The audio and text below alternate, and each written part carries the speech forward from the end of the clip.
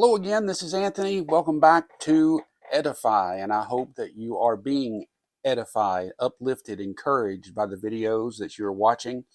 And I ask that you would pray for me because I need the prayer.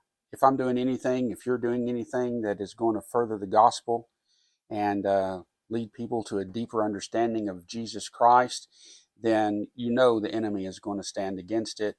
And so we all need prayer when we're trying to serve the Lord. So please pray for me and pray for this ministry, and I would definitely appreciate it. But today I want to share with you a very short passage of scripture from the book of Exodus. Yesterday we were in Genesis. Now we're in Exodus. Who knows? We might go through the next, the rest of the book, rest of the Bible, book by book. Who knows? But anyway, today we're in Exodus chapter 4, verse 1, and I'm reading from the New King James Version. It says, "Then Moses answered and said, 'But suppose they will not believe me or listen to my voice. Suppose they say, the Lord has not appeared to you.'" Now there's a lot more to this passage. There's a lot more to this story.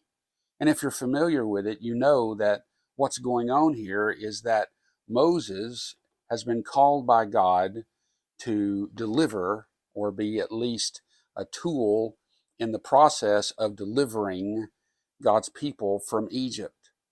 And he calls Moses to go and to speak to Pharaoh and to say, "Let my people go." All you have to do is watch the movie Ten Commandments and you'll get filled in.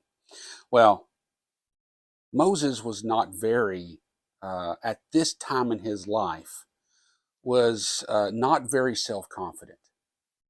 And I can tell you with 100% certainty that I am not the most self-confident person.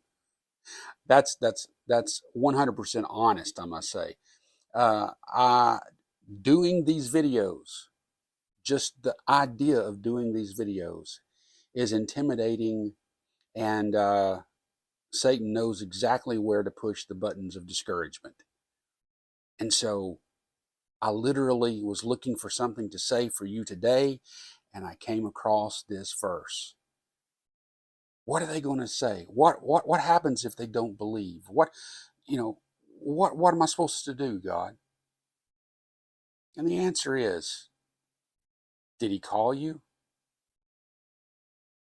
Did I call you, Anthony? Did I call you, Bob, Sue, John? If the answer is yes,